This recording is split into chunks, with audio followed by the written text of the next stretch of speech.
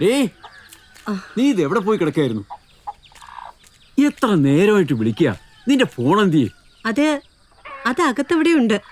എന്താ മാമ? അത് ഇങ്ങോട്ട് വന്നേ, വാ വാടി ഇങ്ങോട്ട്.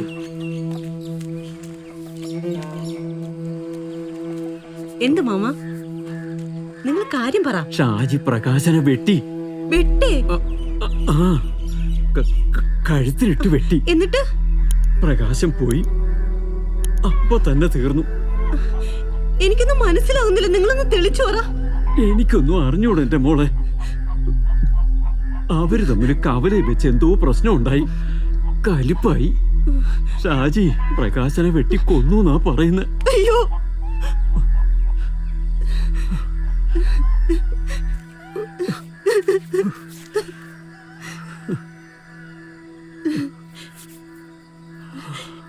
എന്റെ കൈയും കാലും വരച്ചിട്ട് വയ്യ. എനിക്ക് പേടിയാവുന്നു. ഞാൻ ഇനി എന്തോ ചെയ്യാ?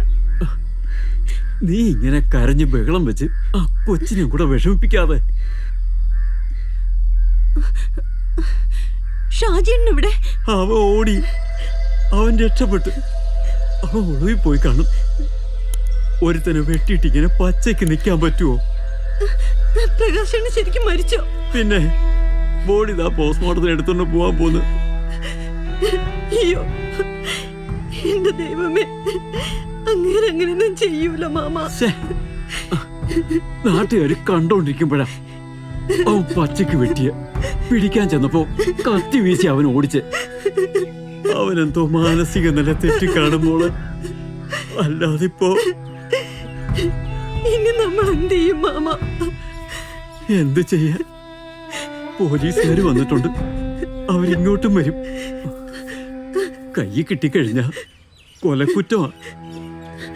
പോരാത്തതിന് ഓട്ടോക്കാരും നാട്ടുകാരും ഒക്കെ ഇളകിയിട്ടുണ്ട്.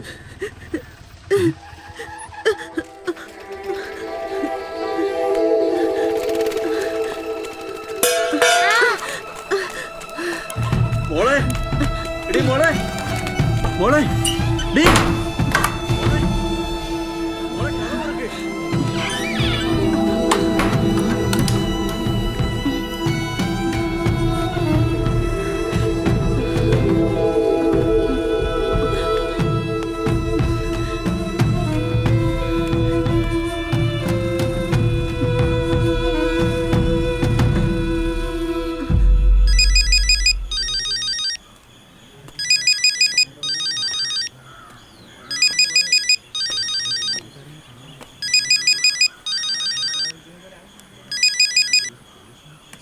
റോളിംഗ് അല്ലേ?